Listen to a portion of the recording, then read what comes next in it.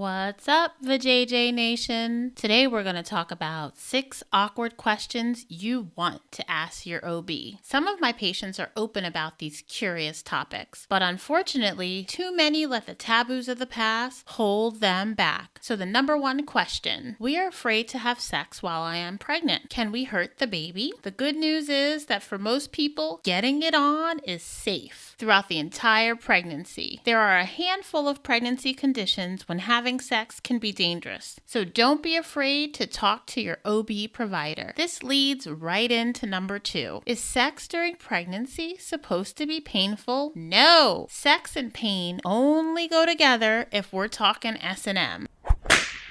Your anatomy changes during pregnancy, and sometimes your tender parts are sensitive and may even have mild swelling or dilated veins. They are like varicose veins of the Vajayjay. This being said, your traditional sex routine might not work for you right now, so switch it up. Try a different position. Lube it up, and if it is still uncomfortable, have an open and honest discussion with your partner. Remember, there are many ways to squeeze an orange. Number 3. What's up with sex being painful after delivery? There are a few reasons. Your body is healing. Yes, your vajayjay, your uterus, your cervix, maybe even the scar on your abdomen. Listen to your body and do things when you feel comfortable and ready. If you have persistent issues, talk to your doc. It may be a sign that something is wrong. If you are nursing, your vajayjay may be a little dry. This is because breastfeeding decreases your estrogen levels. So throw some lube on it. Be gentle and ease back into your sex routine. I know many of you are thinking about the next one. How is it possible for my vajayjay to be the Sahara desert while breastfeeding, but when I was pregnant, it was like Niagara Falls? Increased vaginal discharge is very common during pregnancy, but not all discharge is normal. You want to be on the lookout if your discharge is associated with irritation, burning, itching, has an odor, or is watery. You may have something else going on and should be evaluated by your obstetric provider. Number 5. Will I poop during delivery? Probably. Like 70% chance probably. So don't worry about it. When a baby comes through the birth canal, it squeezes everything out of its way and out of the rectum like it's a tube of toothpaste running on empty.